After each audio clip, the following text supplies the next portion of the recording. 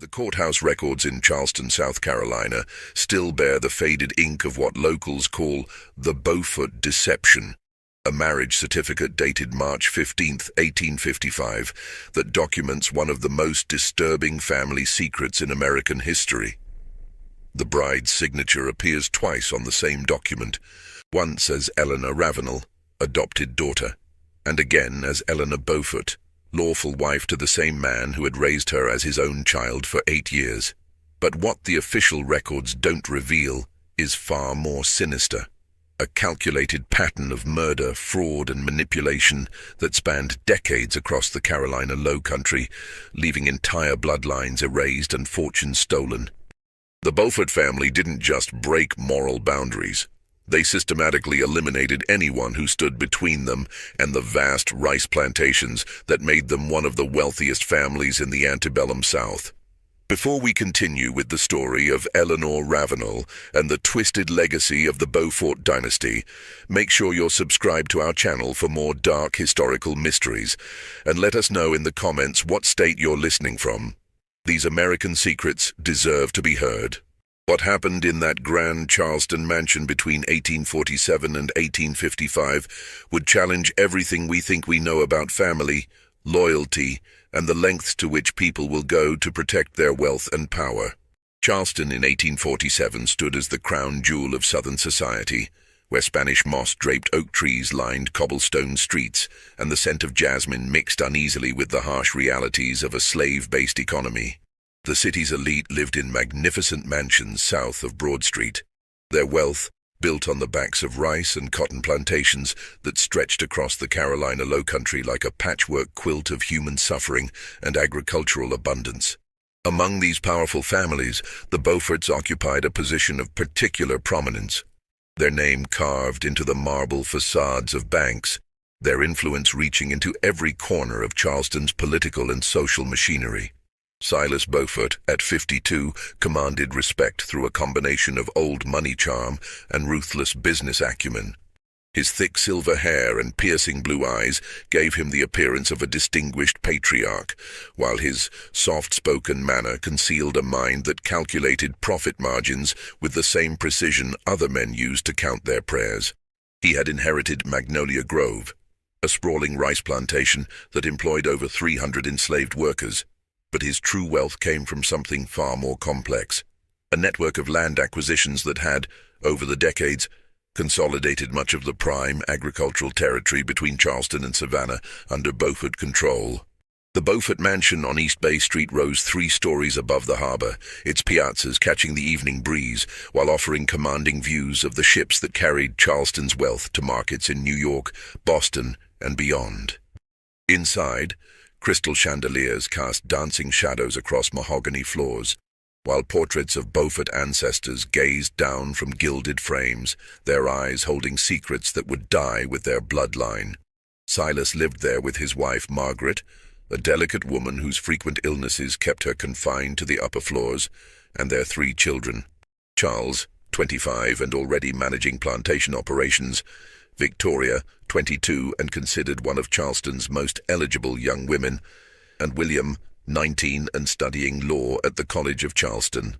The family maintained the outward appearance of Southern gentility, hosting elaborate dinner parties where political connections were cultivated over turtle soup and Madeira wine, while their private conversations revealed a different truth. Behind closed doors, the Beauforts discussed their business with the cold efficiency of military strategists, viewing the Low Country's geography not as ancestral homeland, but as territory to be conquered, one family at a time. This carefully constructed world of privilege and power began to show cracks in the autumn of 1847, when a series of unusual deaths among neighboring plantation families started drawing unwanted attention from Charleston's gossip networks. The Ravenel family tragedy would soon add another chapter to this growing list of suspicious circumstances, though at the time, few suspected that these seemingly random misfortunes were connected by invisible threads of greed, manipulation, and carefully orchestrated violence. The fire that consumed the Ravenel plantation began just after midnight on November 3, 1847, during one of the driest autumns in Low Country memory. Neighbors reported seeing flames that seemed to dance against the sky, like demons celebrating their own destructive power, while the acrid smell of burning timber mixed with something far more unsettling, a chemical odor that suggested the fire had been fed by more than just dried wood and cotton. The blaze consumed the main house with such intensity that by dawn nothing remained but blackened chimney stones and the twisted metal remains of what had once been furniture and family heirlooms. James Ravenel and his wife Sarah died in the flames, along with their newborn son, leaving only 10-year-old Eleanor as the sole survivor.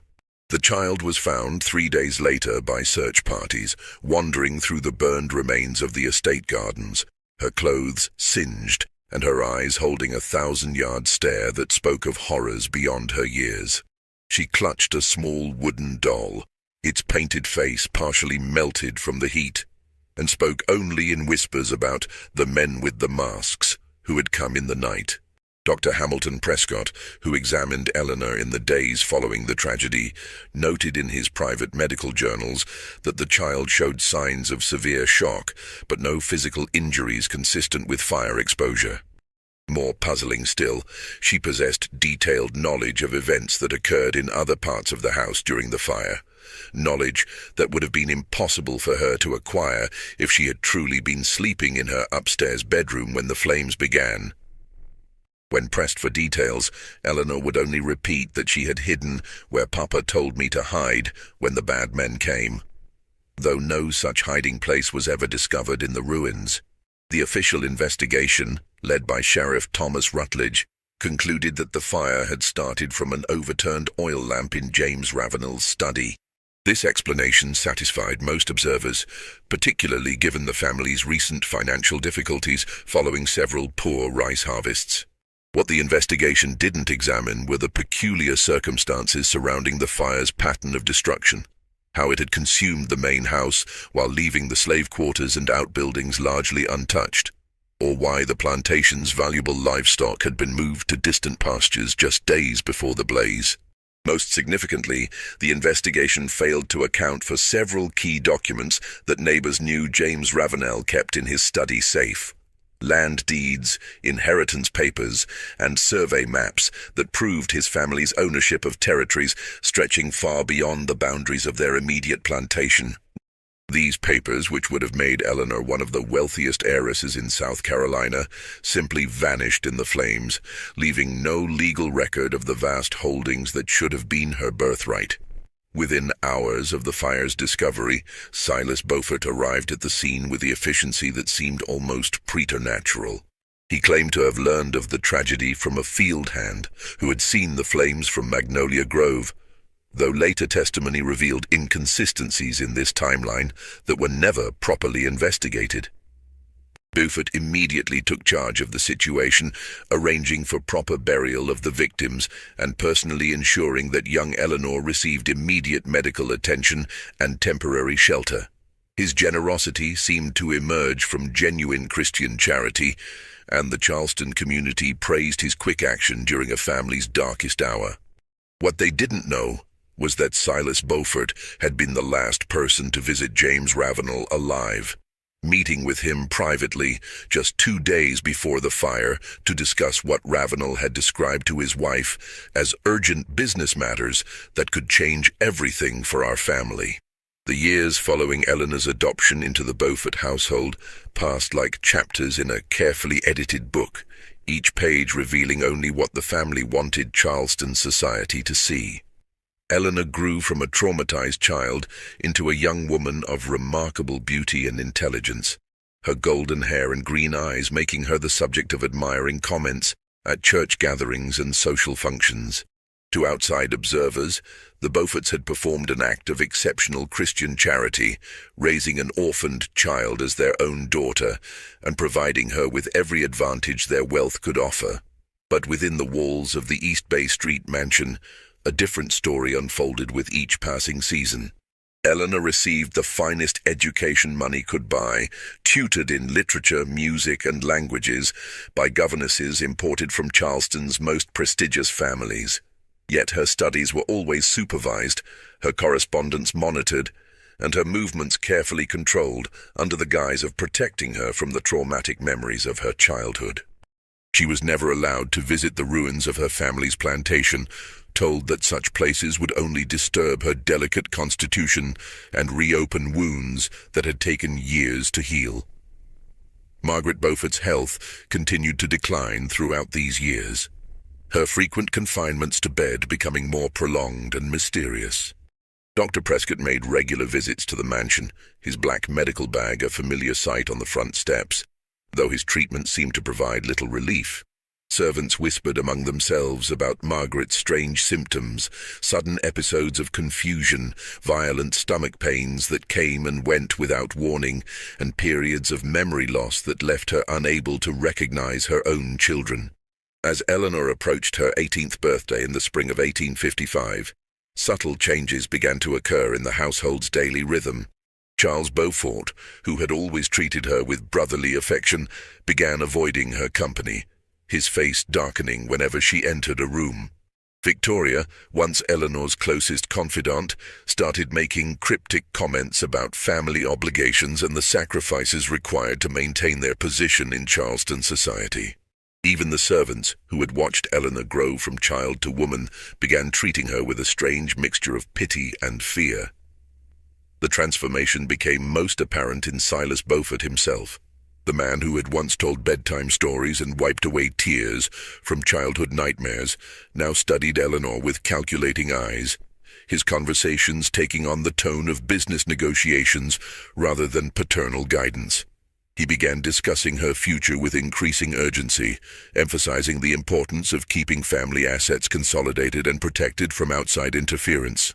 When Eleanor asked about marriage prospects among Charleston's eligible young men, Silas would change the subject with uncomfortable abruptness, suggesting that such decisions required careful consideration of factors she didn't yet understand.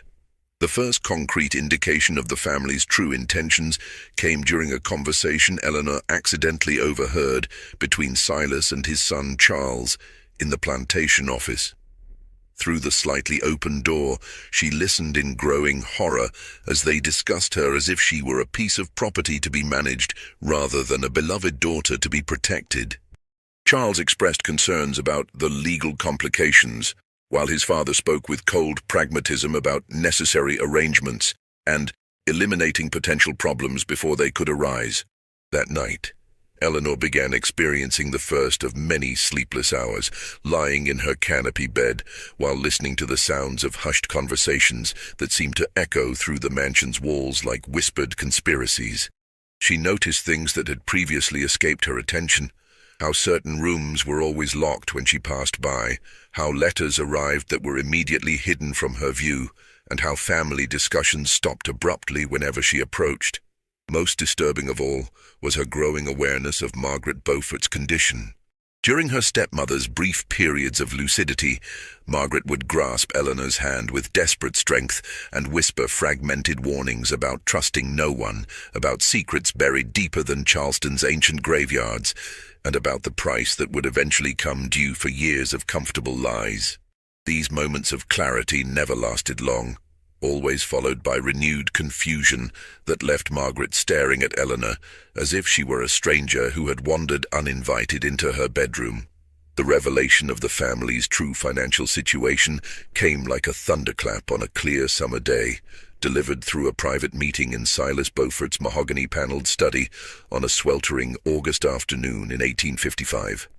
Eleanor had been summoned with unusual formality, finding not only her adopted father waiting, but also the family's longtime attorney Josiah Pemberton, whose presence immediately suggested matters of serious legal consequence. The room felt smaller than usual, the heavy draperies blocking out the harbor breeze, while dust motes danced in shafts of golden sunlight that seemed to illuminate the gravity of whatever discussion was about to unfold. Silas began with the careful deliberation of a man who had rehearsed his words many times, explaining that recent investments in railroad ventures had encountered unexpected difficulties, that several business partnerships had dissolved under unfortunate circumstances, and that the family faced financial pressures that required immediate and decisive action.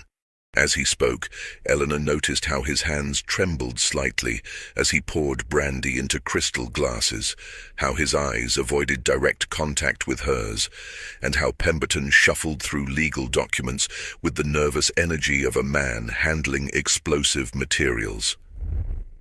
The true magnitude of the crisis became clear as Silas outlined the family's debts, mortgages on multiple properties, outstanding loans to Charleston banks, and financial obligations to business partners that had accumulated over years of what he delicately termed aggressive expansion. Without immediate intervention, the Beaufort empire would collapse within months, taking with it not only their personal fortune, but their social position and political influence. The rice plantations that had supported their lifestyle for generations would be seized by creditors, the Charleston mansion would be sold at auction, and the family name would be forever associated with bankruptcy and scandal. But Silas had discovered a solution, he explained, though it required Eleanor's cooperation and understanding. Through his research into old property records and inheritance laws, he had identified a legal mechanism that could preserve the family's holdings while protecting them from creditor claims. The mechanism required what he described as creative interpretation of existing family relationships, coupled with strategic timing that would take advantage of certain provisions in South Carolina's inheritance statutes. Eleanor listened with growing unease as the true nature of this solution became apparent. By marrying her, Silas could legally claim ownership of any properties that might theoretically belong to her through her deceased parents' estate, while simultaneously protecting those assets under spousal property laws that shielded wives' inheritances from their husbands' business debts. The marriage would be a purely business arrangement, he assured her, designed to preserve the family's wealth and position for future generations while ensuring her own financial security. Pemberton produced documents that he claimed proved Eleanor's parents had died intestate, without proper wills or legal mechanisms to transfer their properties to their daughter. This meant, according to his interpretation, that any claims Eleanor might have to Ravenel family holdings were legally void, making her essentially penniless despite her apparent birthright. The Beauforts, he explained with practiced authority, had spent 8 years providing her with food, shelter, education, and social position that would have been impossible without their generosity. The proposed marriage would simply formalize an arrangement that already existed in practice, while solving the family's financial difficulties through legal means that harmed no one. The conversation continued for over 2 hours, with Silas alternating between paternal affection and businesslike pragmatism, while Pemberton cited legal precedents and statutory interpretations that seemed designed to confuse rather than clarify. Eleanor found herself agreeing to consider their proposal, though something deep in her instincts screamed warnings that she couldn't yet articulate. The room felt increasingly claustrophobic as the meeting progressed, the scent of brandy and tobacco mixing with an underlying odor of fear and desperation that seemed to emanate from both men despite their outward confidence. That evening, Eleanor retreated to her bedroom, with a mind spinning from revelations and implications she was only beginning to understand. She had always known that her adoption represented more than simple charity, but the true nature of the Beaufort family's calculations was more ruthless than she had ever imagined. As she sat by her window overlooking Charleston Harbor, watching ships navigate between barrier islands in the gathering dusk, she began to suspect that her parents' death and her own survival might not have been the random tragedy she had always believed. Just when we thought we'd seen it all, the horror in the Beaufort mansion intensifies. If this story is giving you chills, share this video with a friend who loves dark mysteries, hit that like button to support our content, and don't forget to subscribe to never miss stories like this. Let's discover together what happens next in Eleanor's increasingly desperate situation. Eleanor's world began to unravel with methodical precision in the weeks following that August meeting, as if invisible hands were systematically dismantling everything she had believed about her life and family. The first crack appeared when she decided to conduct her own investigation into her parents' estate. using skills learned from years of education to research public records and legal documents that the Beauforts had assured her didn't exist. Her search led her to the Charleston County Courthouse, where a helpful clerk named Benjamin Hartwell proved far more knowledgeable about property transfers and inheritance records than anyone had expected. Hartwell, a meticulous man in his 60s who took pride in maintaining the courthouse's historical archives, showed Eleanor documents that contradicted everything Pemberton had told her about her parents' legal situation. James and Sarah Ravenel had indeed prepared comprehensive wills, filed properly with the court in 1846, explicitly leaving all properties and assets to their daughter Eleanor with detailed instructions for management by appointed trustees until she reached the age of 21. More shocking still were survey maps and land deeds that revealed the true extent of Ravenel holdings. Not just the plantation destroyed in the fire, but thousands of acres stretching across 3 counties, including prime rice-growing territory that happened to border several Beaufort properties. The documentation painted a picture of wealth far exceeding what Eleanor had ever imagined, making her potentially one of the richest women in South Carolina, rather than the penniless orphan she had been led to believe. But as Hartwell explained with growing concern, many of these legal documents showed signs of tampering, with pages missing, signatures that appeared to have been altered, and filing dates that didn't match the courthouse's internal records. Someone with significant resources and legal expertise had been systematically corrupting the official record of Ravenel family holdings, creating deliberate confusion about Eleanor's true inheritance. Even more disturbing was Hartwell's revelation that he had been contacted multiple times over the years by representatives of the Beaufort family, requesting information about Ravenel property records and inheritance documents. These inquiries had always been presented as routine legal research, but the pattern of requests suggested a coordinated effort to identify and potentially manipulate any evidence of Eleanor's rightful claims to her parents' estate. Eleanor's investigation took a darker turn when she decided to visit the ruins of her childhood home, despite years of family prohibition against such trips. The burned plantation site, now overgrown with kudzu and young pine trees, still showed evidence of the fire's destruction. But careful examination revealed details that raised troubling questions about the official story of that November night. The foundation stones showed burn patterns consistent with multiple ignition points rather than a single overturned lamp, while metal fragments scattered throughout the ruins suggested the presence of materials that wouldn't have existed in a typical plantation house. Most significantly, Eleanor discovered the remains of her father's study safe, buried under collapsed timber and debris. The safe itself had been forced open with tools rather than damaged by fire, and its contents had obviously been removed before the flames reached that part of the house. This discovery directly contradicted Sheriff Rutledge's official report, which claimed the safe had been destroyed in the blaze along with all family documents. As Eleanor stood among the ruins of her childhood home, memories began surfacing that had been buried for 8 years under layers of trauma and deliberate misdirection. She remembered waking on the night of the fire to the sound of men's voices arguing in her father's study, remembered being hidden in a small space between the walls where her father had told her to wait until morning, and remembered the smell of coal oil being poured deliberately throughout the house before the flames began. These weren't the confused recollections of a traumatized child, but clear memories that had been suppressed by years of being told they were impossible nightmares rather than actual experiences. The investigation Eleanor conducted in the weeks that followed revealed a pattern of suspicious deaths and property transfers that stretched back more than 15 years, involving families throughout the Lowcountry whose holdings had eventually come under Beaufort control through various legal mechanisms. The Middleton family had died in a riverboat accident in 1841, leaving valuable rice plantations that Silas Beaufort purchased at below-market prices from their confused heirs. The Drayton family had succumbed to yellow fever in 1844, with their Charleston mansion and surrounding properties somehow passing to Beaufort ownership through complex mortgage arrangements.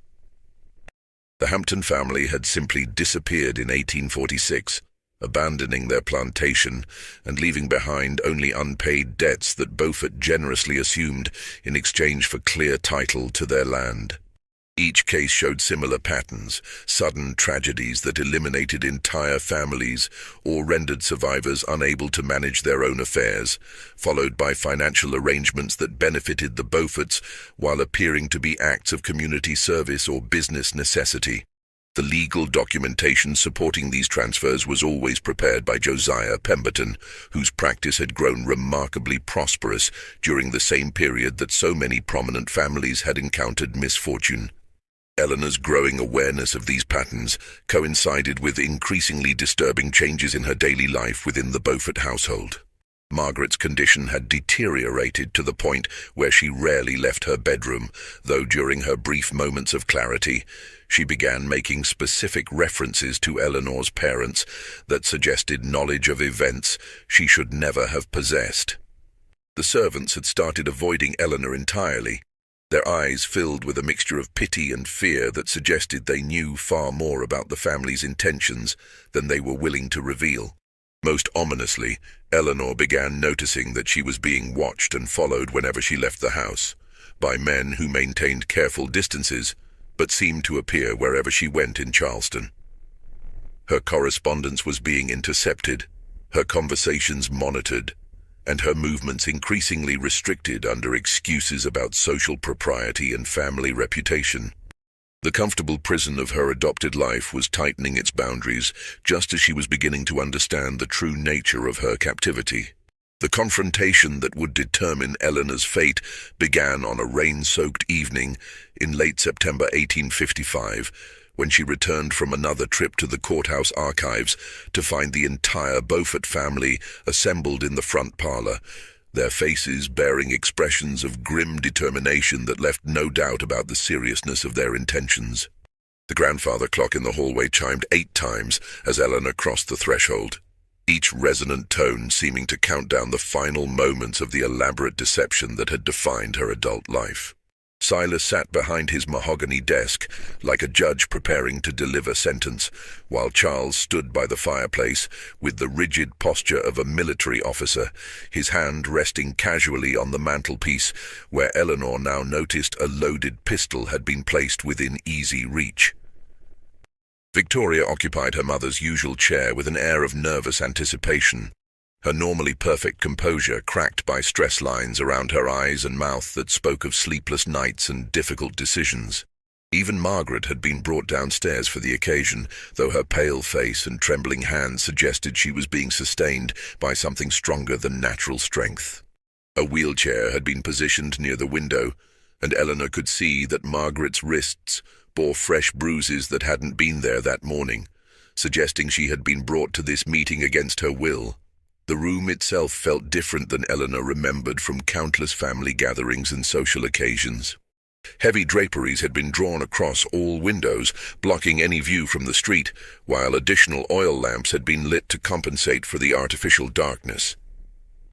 The air carried scents that seemed wrong for a family home: the metallic odor of fear, the chemical tang of medicines, and underneath it all, the sweet corruption smell that Eleanor had learned to associate with her stepmother's mysterious illness.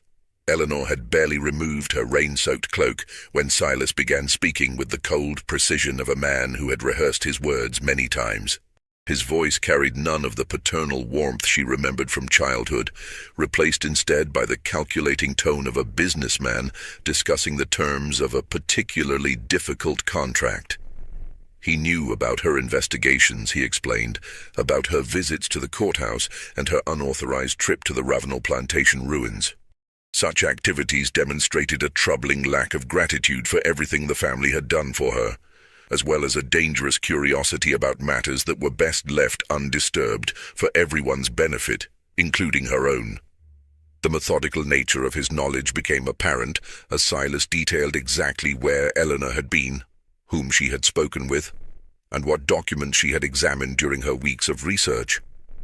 Benjamin Hartwell, the helpful courthouse clerk, had been reporting her activities to Charles Beaufort from the very beginning of her investigation. The friendly conversations about property records and inheritance law had been carefully orchestrated to allow Eleanor to discover just enough truth to understand her situation, while ensuring that every step of her investigation remained under family control. Even her trip to the plantation ruins had been monitored by the same men who had been following her throughout Charleston, their reports providing the family with detailed knowledge of what she had discovered among the burned foundations of her childhood home. They knew she had found the forced safe, had recognized the multiple ignition patterns in the fire damage, and had begun recovering traumatic memories that she had suppressed for 8 years. This growing awareness of the truth had accelerated the family's timeline for implementing their final plans, forcing them to move more quickly than they had originally intended. The truth about her parents' death emerged piece by piece over the next hour, delivered with the methodical brutality of a surgeon removing infected tissue. Silas began with what he described as necessary context, explaining how the Beaufort family's wealth had been accumulated not through traditional business success, but through a systematic campaign of property acquisition that had required the elimination of inconvenient obstacles over more than 2 decades. The rice plantations, the Charleston mansion, the political connections and the social prominence had all been built on a foundation of murder, fraud, and carefully orchestrated tragedy. James Ravenel had indeed possessed documents proving ownership of vast territories throughout the Low Country, holdings that would have made Eleanor one of the wealthiest individuals in South Carolina. But his wealth represented more than just personal fortune. It posed a direct threat to the Beaufort family's continued expansion and their ability to consolidate control over the region's most valuable agricultural properties. The Ravenel lands were positioned strategically between existing Beaufort holdings, and their acquisition would have created an unbroken empire stretching from Charleston to the Georgia border. More dangerously, James Ravenel had discovered evidence of the Beaufort family's systematic elimination of rival landowners, documentation of murders, fraudulent property transfers, and bribery of local officials that stretched back nearly 2 decades.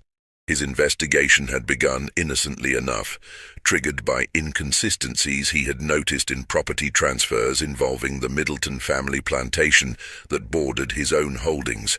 What started as routine legal research had gradually exposed a pattern of suspicious deaths and convenient property acquisitions that could only be explained by coordinated criminal activity. Ravenel's evidence had grown more comprehensive and damaging over the months preceding his death, as he systematically investigated every major property transfer in the Low Country since 1835. He had identified at least 17 families whose deaths or disappearances had directly benefited the Beauforts, documented the network of corrupt officials who had facilitated these crimes, and traced financial transactions that proved the family's involvement in hiring professional killers to eliminate obstacles to their ambitions. The scope of Ravenel's investigation had become clear to Silas during their final meeting, when the desperate father had laid out his evidence with the thoroughness of a prosecutor preparing for trial. Ravenel possessed signed confessions from witnesses who had been coerced into participating in various aspects of the conspiracy, copies of forged legal documents that had been used to transfer properties after suspicious deaths, and financial records that traced payments from Beaufort accounts to known criminals throughout the Southeast. Most damaging of all, Ravenel had secured testimony from Margaret Beaufort herself, obtained during one of her increasingly frequent periods of lucidity when the effects of her deliberate poisoning had temporarily subsided. Margaret had revealed details about family planning sessions where murders were discussed like business investments, described the methods used to eliminate rival families, and provided specific information about the location of evidence that the family believed had been destroyed in previous killings. Silas's voice grew colder as he described the meeting with James Ravenel, his words carrying the matter-of-fact tone of a man discussing routine business rather than premeditated murder. Ravenel had demanded a meeting ostensibly to negotiate terms for his silence, but Silas had recognized from the beginning that no negotiation was possible. The evidence was too comprehensive, the investigation too advanced. and the threat to the family's survival too immediate to allow for any solution other than complete elimination of both the threat and the evidence. The fire that killed Eleanor's parents had been carefully planned and executed by Charles Beaufort and 3 hired accomplices, men with experience in such matters who had performed similar services for the family on previous occasions. These killers, imported from New Orleans where they worked for criminal organizations along the Mississippi River, had been brought to Charleston specifically for this operation and provided with detailed plans of the Ravenel house, information about family routines, and precise instructions about what evidence needed to be located and destroyed. Charles had spent weeks observing the Ravenel family's daily patterns, noting when the servants were dismissed, when the family retired for the evening, and when James typically worked late in his study reviewing business documents. The attack had been timed to coincide with a new moon that provided maximum darkness, while the dry autumn weather ensured that any fire would spread quickly enough to destroy evidence before help could arrive. The killers had entered through a basement door that Charles had unlocked during a social visit earlier that week, moving through the house with practiced silence while the family slept. They had confronted James and Sarah Ravenel in the study where the couple had been working late into the night, preparing additional documentation for their planned presentation to federal authorities in Charleston. The murders themselves had been accomplished with chloroform-soaked rags that left no obvious signs of violence, allowing the bodies to be positioned as if they had died attempting to escape the flames. Eleanor had survived only because her father had suspected betrayal from the beginning of his negotiations with Silas. The hiding place he had prepared between the walls of the house had been constructed months earlier, accessible through Eleanor's bedroom, and equipped with enough supplies to sustain a child for several days if necessary. James had drilled Eleanor repeatedly on the procedure for using this hiding place, with strict instructions to remain hidden until morning, regardless of what she heard or saw, and to flee immediately to a predetermined location if the house showed signs of fire. The trauma of that night had been more severe than anyone realized, as Eleanor had witnessed not only her parents' murder, but also the systematic search and destruction of evidence that followed. From her hiding place, she had watched through cracks in the wall as the killers methodically ransacked her father's study, removing documents, forcing open the safe, and preparing the chemical accelerants that would ensure complete destruction of any evidence they might have missed. The sounds she had suppressed from memory, her mother's muffled screams, her father's futile attempts to negotiate for his family's lives, and the casual conversation of professional killers discussing their work, had been gradually returning to her consciousness during her recent investigation.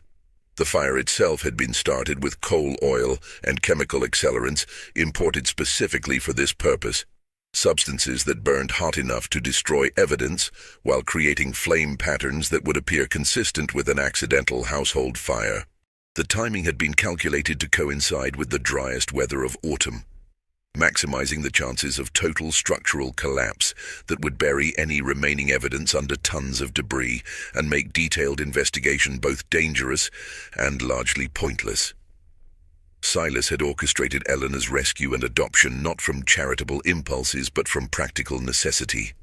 As long as she remained alive, there was always a possibility that she might remember crucial details about her parents' evidence or the location of documents they had hidden elsewhere. The family had spent considerable resources determining whether James Ravenel had prepared backup copies of his evidence, hidden in locations that might be revealed through Eleanor's recovered memories or discovered through her knowledge of family habits and hiding places. By keeping Eleanor close and controlling her access to information about her past, the Beauforts could monitor any signs that her memory was returning while presenting themselves as benevolent guardians to the Charleston community. This arrangement had worked perfectly for 8 years, with Eleanor's gratitude and affection for the family ensuring her cooperation while her isolation from her past prevented any dangerous discoveries. The proposed marriage represented the final stage of a plan that had been 8 years in development, refined and adjusted as Eleanor matured and as the family's understanding of potential legal complications evolved. Once Eleanor became Silas's legal wife, Any property claims she might theoretically possess would be consolidated under his control, while spousal immunity laws would prevent her from testifying against him in any future legal proceedings. More importantly, the marriage would provide legal justification for actions they were prepared to take if Eleanor proved unwilling to cooperate with their arrangements. Margaret's deteriorating health, they revealed with casual cruelty, was the result of gradual arsenic poisoning administered through her daily medications over a period of more than 2 years. The process had been deliberately slow to avoid suspicion, designed to mimic the symptoms of various chronic illnesses while gradually reducing her ability to interfere with family business or communicate effectively with outsiders. Her death, which would occur within months regardless of any medical intervention, would leave Silas legally free to remarry while inheriting her substantial dowry properties that had been carefully protected from his business debts through prenuptial agreements. Eleanor's marriage to a widower would attract far less social scrutiny than other arrangements they had considered, while providing additional legal protections for the family's accumulated wealth. The age difference, while unusual, was not unprecedented in Charleston society, particularly given Eleanor's status as an adopted daughter rather than a blood relative. The family's social position would provide protection against gossip, while their influence over local legal and political institutions would ensure that any challenges to the marriage's legitimacy would be quickly suppressed. As Eleanor listened to these revelations with growing horror, she began to understand the true scope of the trap that had been constructed around her entire adult life. Every kindness had been calculated, every opportunity for independence had been eliminated, and every path forward had been deliberately blocked, except for the one that would serve the family's ultimate purposes. The education she had received, the social connections she had been allowed to develop, and even the personal freedoms she had enjoyed were all components of a carefully designed prison that had been invisible precisely because it had been constructed from apparent privileges and advantages. The choice they were offering wasn't really a choice at all: marry Silas willingly and live as a comfortable prisoner, or refuse and face the same fate as her parents and dozens of other obstacles the Beauforts had eliminated over the years. Charles made their position clear with brutal directness. Eleanor knew too much to be allowed her freedom, but she was too valuable as a legal asset to be simply eliminated. The family had invested too much time and resources in her development to discard her casually, but they were prepared to write off that investment if cooperation proved impossible. If she attempted to flee or contact authorities, the hired men who had been watching her for months had orders to ensure she didn't reach her destination alive. These killers, the same professionals who had murdered her parents, were already positioned throughout Charleston with instructions to intercept any attempt at escape or communication with law enforcement. If she somehow managed to present evidence to officials, the family's corruption network was sufficiently extensive to ensure that any investigation would be terminated before it could threaten their interests. The network of corrupt officials that supported the Beaufort conspiracy included not only local sheriffs and judges, but also federal appointees whose positions depended on political support from wealthy Southern families. Evidence could be lost, witnesses could disappear, and investigations could be redirected toward harmless targets, while the real criminals remained protected by their wealth and influence. Eleanor's testimony alone, without corroborating physical evidence, would be dismissed as the hysterical accusations of a disturbed young woman whose trauma had affected her mental stability. The confrontation reached its crescendo when Margaret, summoning reserves of strength that surprised everyone in the room, struggled to her feet and began speaking in a voice that carried the authority of impending death. Her words cut through the tension like a blade, revealing that she had been far more aware of the family's activities than anyone had suspected, and far more prepared to oppose them than her apparent helplessness had suggested. Margaret revealed that she had been secretly documenting her husband's crimes for years, recording conversations, copying documents, and preparing evidence of her own that could destroy the family if properly presented. Her apparent mental confusion had been a carefully constructed facade designed to protect her from suspicion while she gathered the information needed to bring down the conspiracy that had destroyed so many innocent lives. The arsenic poisoning that was slowly killing her had also provided the perfect cover for her investigation, as her family attributed her strange behavior and memory problems to the effects of her deteriorating health. The documentation Margaret had prepared proved to be far more comprehensive and damaging than even Eleanor had dared to hope. Hidden in locations throughout the house that had never been searched, her evidence included detailed financial records showing payments to hired killers, correspondence with corrupt officials, maps showing the properties acquired through suspicious circumstances, and even physical evidence like soil samples from crime scenes that contained traces of the chemical accelerants used in suspicious Res.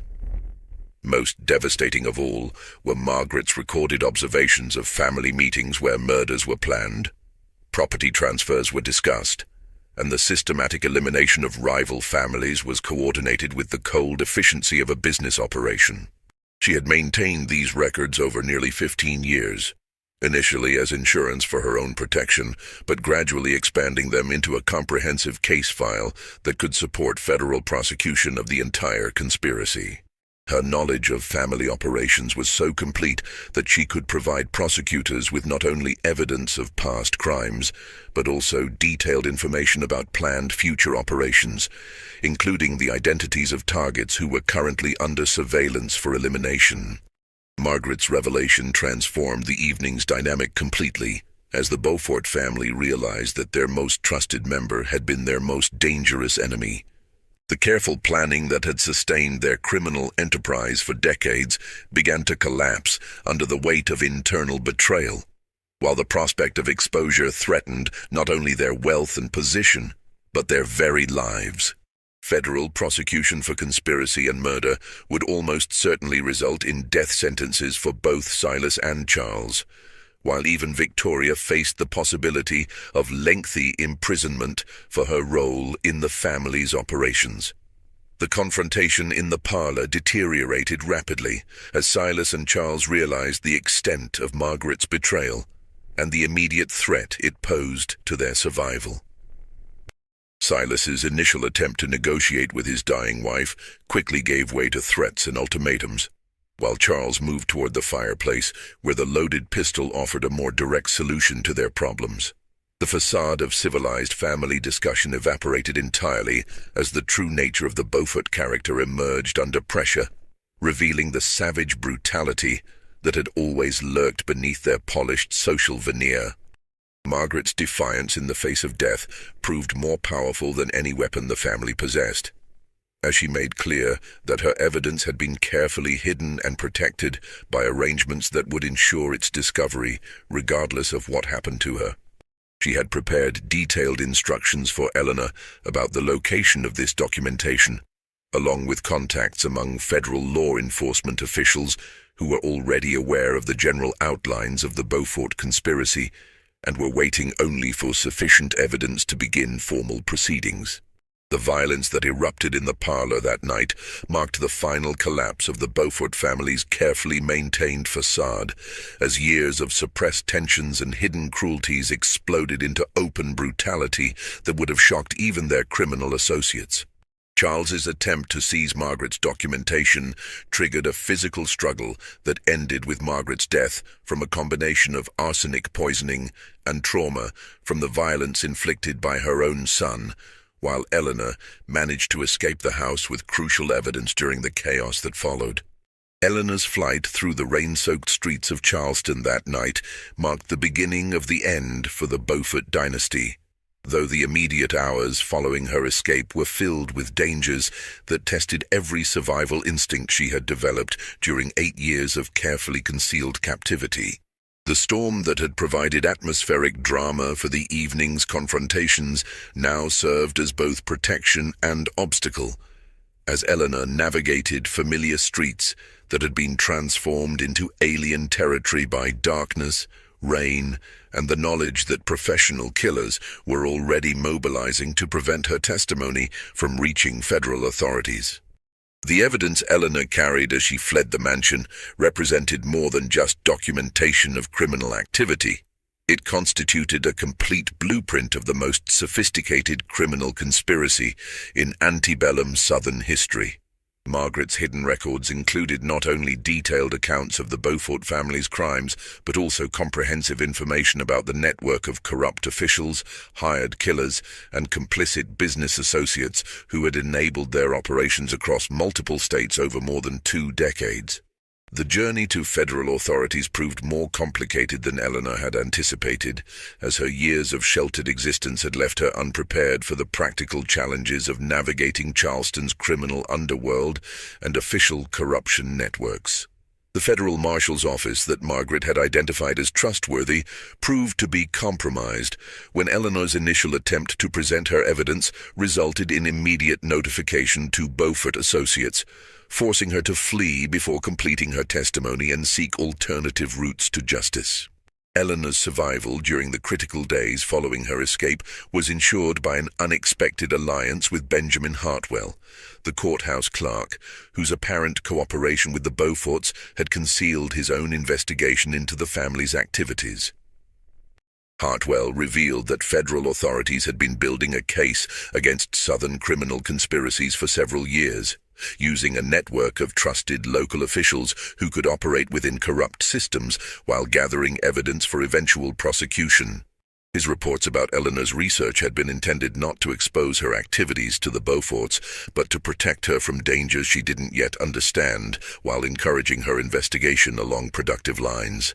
The federal investigation that followed Eleanor's testimony revealed a conspiracy that extended far beyond a single family's greed, encompassing corrupt judges, bought sheriffs, compromised politicians, and a network of hired killers who had eliminated dozens of families throughout the Low Country over 2 decades. The scope of the criminal enterprise shocked even experienced federal prosecutors, who discovered that the Beaufort conspiracy had connections to similar operations in Louisiana, Mississippi, and Georgia, suggesting a regional network of property acquisition through systematic murder that threatened the stability of legitimate land ownership throughout the South. The evidence Eleanor and Margaret had provided proved sufficient to support prosecution not only of the immediate Beaufort family, but also of more than 40 accomplices, associates, and corrupt officials whose involvement had enabled the conspiracy to operate undetected for so long. The investigation expanded to include examination of hundreds of suspicious deaths and property transfers, revealing patterns of criminal activity that had affected virtually every major plantation family in the Charleston area over the previous 20 years. The arrests that began in early 1856 created sensations that reverberated throughout Southern society, as prominent political figures, respected judges, and established business leaders were taken into custody on charges of conspiracy, murder, and fraud. The Charleston legal establishment found itself under federal investigation, with prosecutors examining decades of property transfers, inheritance disputes, and criminal proceedings for evidence of corruption and complicity in the Beaufort conspiracy. Silas Beaufort's arrest occurred during an attempted flight to Cuba, where he had planned to establish a new identity while accessing hidden financial resources that the family had accumulated in foreign banks as insurance against exactly this type of exposure.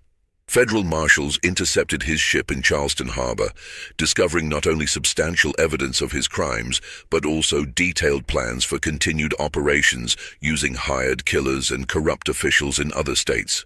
His capture eliminated any possibility of the conspiracy continuing under his leadership, while providing prosecutors with additional evidence about the scope and organization of the criminal network.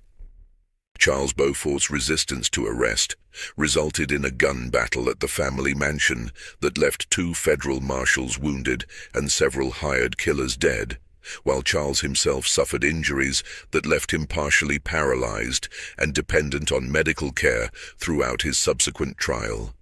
The violence of his resistance provided compelling evidence of his guilt, while eliminating any sympathy that might have been generated by his youth or social position. Victoria Beaufort's arrest occurred under more civilized circumstances, though her subsequent testimony revealed knowledge of family operations that was far more extensive than her demure social persona had suggested. Her detailed understanding of financial arrangements, political connections, and operational procedures demonstrated that she had been a full partner in the conspiracy rather than an innocent daughter sheltered from family business. Her willingness to testify against her father and brother in exchange for reduced charges provided prosecutors with insider information that proved crucial in securing convictions against the broader network of accomplices. The trials that began in the summer of 1856 captivated Charleston society and drew national attention as the full scope of the Beaufort crimes became public knowledge. The federal courthouse became the center of a legal spectacle that attracted observers from across the country, including journalists, legal scholars, and politicians who recognized the broader implications of the case for Southern society and American justice. The proceedings revealed not only the specific crimes of the Beaufort family but also the systemic corruption that had enabled their operations, exposing weaknesses in legal and political institutions that extended far beyond Charleston. Eleanor's testimony during these trials provided the crucial link between the physical evidence and the family's systematic criminal activities, while her survival served as powerful proof that justice could ultimately prevail even against the most carefully planned conspiracies.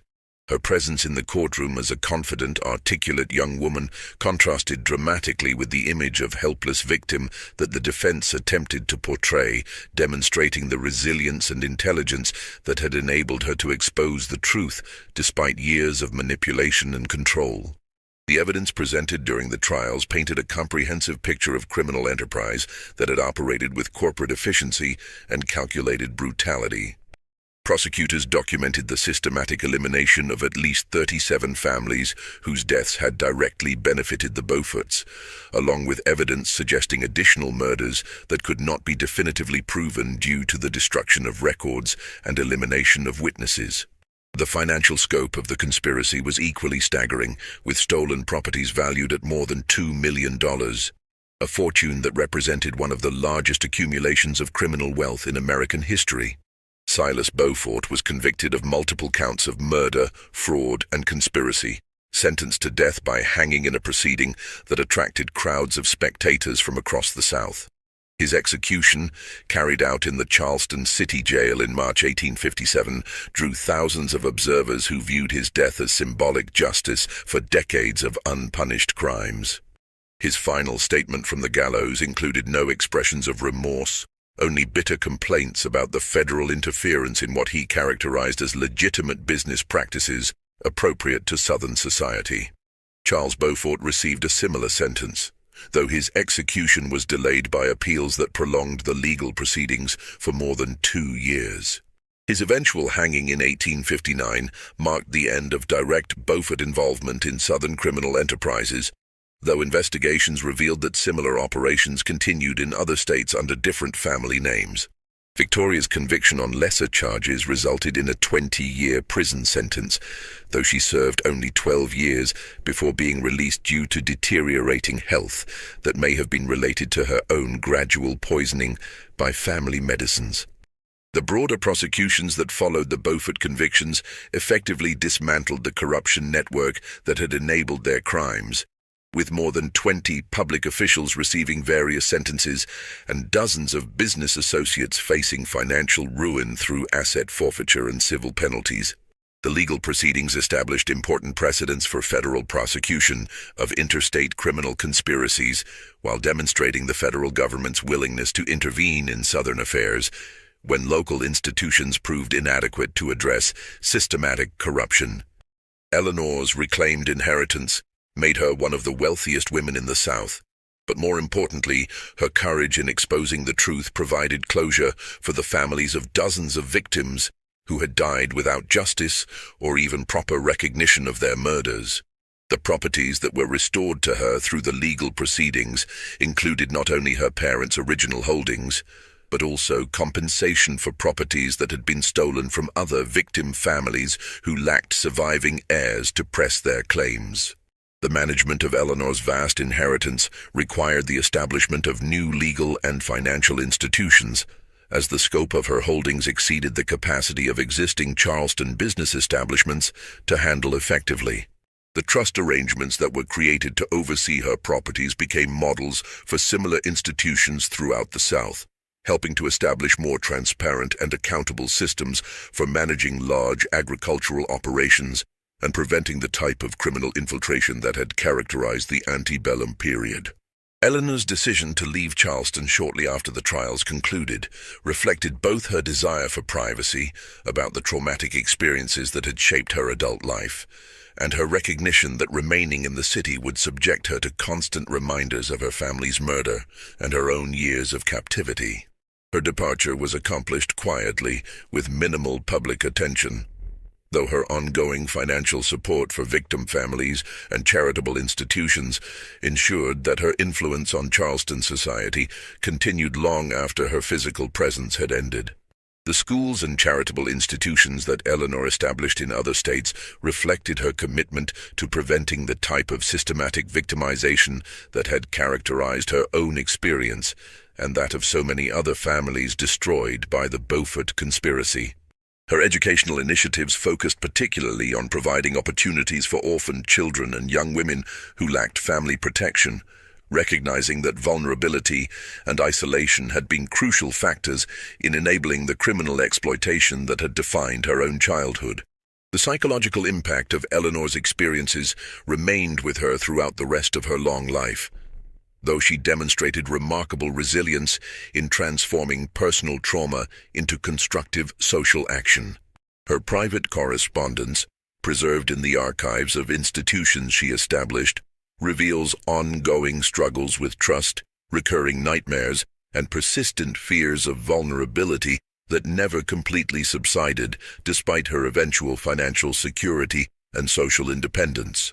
The Beaufort properties were sold at public auction to provide restitution for victim families, though the process proved complicated by the extent of fraudulent documentation and the difficulty of establishing clear ownership chains for properties that had been acquired through criminal means.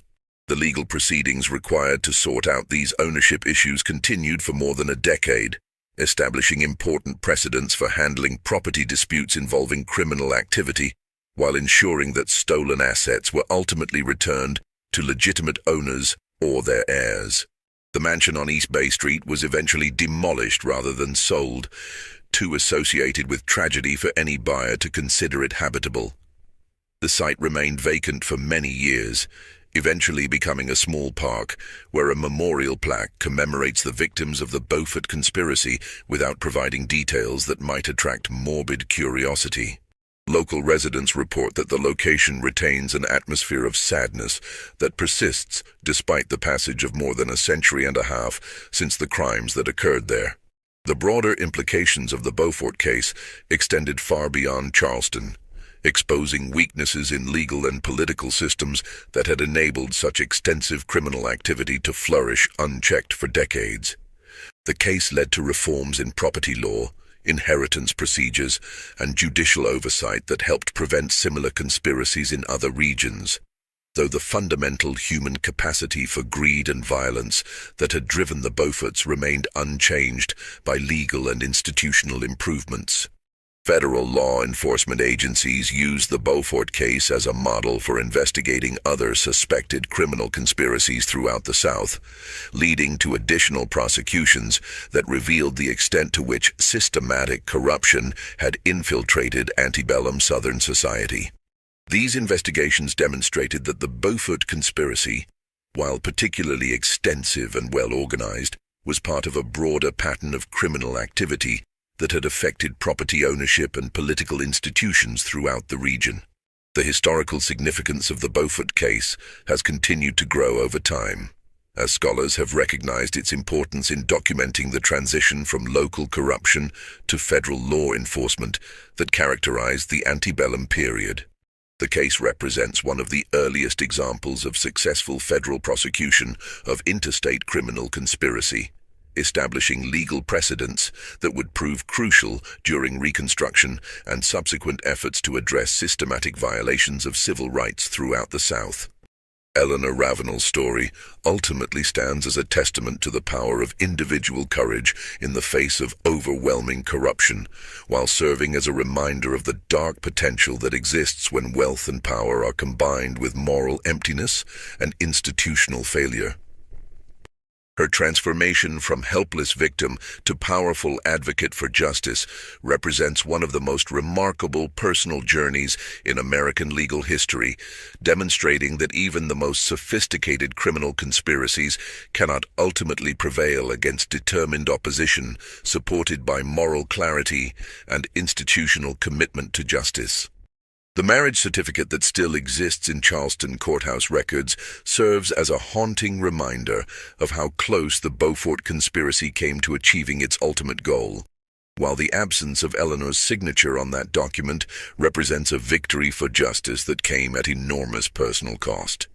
The document itself has become a historical artifact that researchers use to understand the methods employed by criminal conspiracies to manipulate legal institutions, while Eleanor's courage continues to inspire those who face their own struggles against powerful and seemingly untouchable adversaries. The case continues to be studied by legal scholars and historians as an example of how systematic corruption can flourish in American society when institutional safeguards prove inadequate, while also demonstrating the potential for individual action to expose and defeat even the most sophisticated criminal enterprises. Eleanor's story provides hope that justice can ultimately prevail even in the darkest circumstances, though the price of such victory is often measured in human suffering that echoes across generations and leaves permanent scars on both individuals and communities. This mystery shows us that even in the darkest chapters of American history, individual acts of courage and moral clarity can overcome the most sophisticated criminal conspiracies, though the price of such victory is often measured in human suffering that echoes across generations. What do you think of Eleanor's story? Do you believe justice was truly served? Or did the scope of the Beaufort crimes extend beyond what any legal system could fully address? Leave your comment below with your thoughts about this remarkable case. If you enjoyed this tale and want more historical mysteries that challenge everything we think we know about American society, subscribe, hit the notification bell, and share with someone who loves stories that blur